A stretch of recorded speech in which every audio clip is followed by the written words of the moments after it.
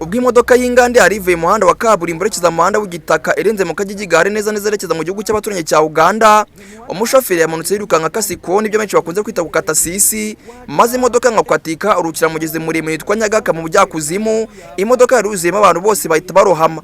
Abatazi umugezi wa Nyagaka n'umugezi muremure mu bujyakuzimu ndetse no mu bugari wambukiranya Uganda ndetse n'u Rwanda wo gato, ukaba uherereye mu burengerazuba bwa mu majyaruguru ya Uganda. Uyu mugezi ukaba wambukira mu karere ka Kazombo gakubiriza mu karere ka Arua.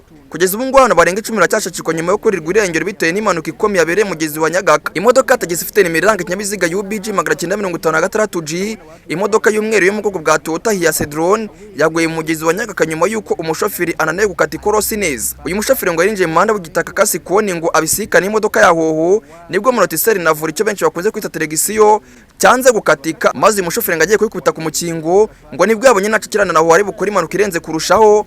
Akibitekereza imodoka ibaruhukiye mugezi kare, ikimena kugwamo abari barimo bose baburi burengero pare ko bose bari bibiyemo hasi. Icyakora babonetse nubwo bari bitabye Imana basi bajya nko hafi bakurwa mu mugezi ndetse n'imbangukira gutabara iraza imigogo yabo ni imirambo itijyanwa mu buruhukiro. Ni mu gihe kandi bakomeje gutabara abo binjiye mu mugezi ngo barebe ko babona no kubara inkuru, gusa kugeza ubu ngo akabonetsemo bakeya mu gihe baze basanga haburamo abantu 10 bonyine bataraboneka. Nubwo hatatangajwe umubare w'abitabye Imana, gusa amakuru aratubwira yuko abantu 10 ari abantu bataraboneka, bivuze yuko abandi bantu baboragaho ngo bose babonetse. Amakuru atubwira yuko abantu baguye muri impanuka ari abantu bari bavuye mu bihugu bitandukanye harimo n'igihugu cy'u Rwanda bagiye gukora urugendo shuri mu gihugu cya Uganda. Ngaye gukora ari impanuka, mureke dufatanye twihanganisha imiryango yabuze ababo ndetse kandi twifuriza bitabye Imana kuruhukira mu mahoro. Obi Time News mu majyaruguru y'u Rwanda mu gihugu cy'abaturanyi cya Uganda. Obi Time News.